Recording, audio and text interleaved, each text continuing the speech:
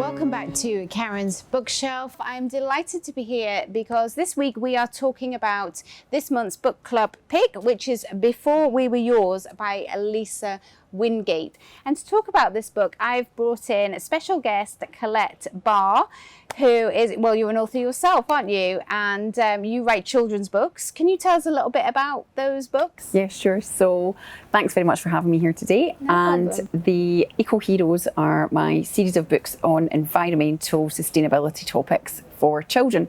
We cover plastic pollution, food waste, alternative energies and water conservation. Yeah, never more relevant than today. And I think, you know, these are basically books that are, conveying an important message for children but wrapped up in a really nice story. So we look forward to seeing more because there's quite a few in the series, isn't there? Yeah, absolutely. I'm writing the third at the moment, nearly finished that one, and that will be coming out in September, and then we have 2 more after that. Amazing. Huge congrats. So Thanks. Moving on now, Before We Were Yours. So this is a book that is historical fiction. It's inspired by a true story.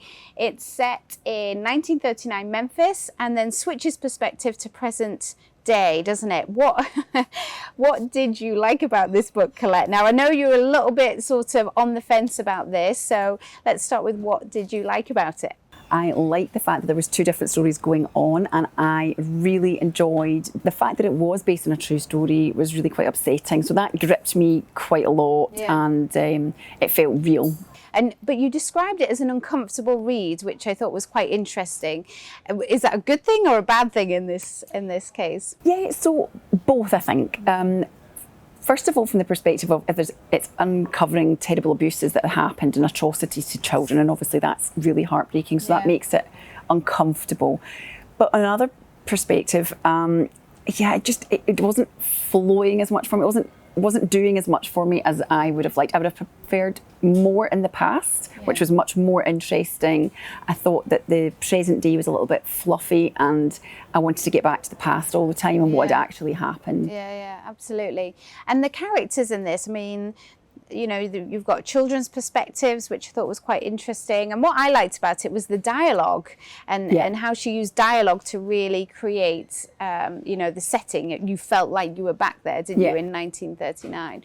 So was there a particular character that caught your eye, that you really enjoyed? Yeah, so Rill, who's the main character, Rill Foss, she was fantastic. I really, really enjoyed her perspective, and I totally empathised with her and her siblings, and I thought that was all done really, really well. Yeah, absolutely. So what star rating would you give this, would you say? I think maybe a 4.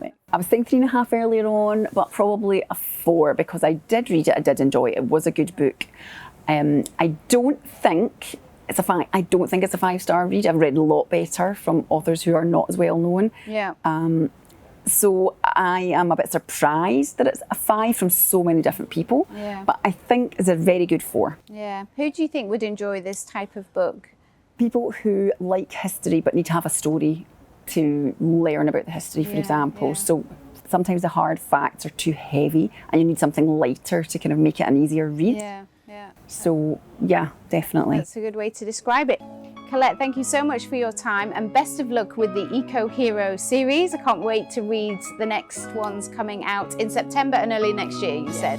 Great. Thank you. Thank you so much, everyone. I do hope you enjoyed this discussion, and I look forward to seeing you on Karen's Bookshelf next week.